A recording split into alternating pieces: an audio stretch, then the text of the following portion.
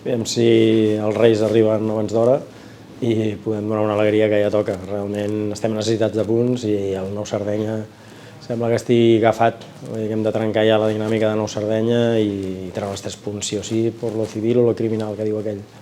Bueno, serà un partit complicat, és un filial, és un equip jove, un equip que corre molt durant els 90 minuts, molt ben organitzat, i és un equip d'Aragó que normalment sempre són equips molt durs i que van molt fora a pilotes dividides i no serà gens fàcil. A part, és un equip que porta molt pocs gols en contra, per partits però els perd per la mínima, per tant m'espero un partit complicat i a més hem de tenir en compte que és un equip que va empatar contra els Balears, per tant hem de tenir màxima precaució.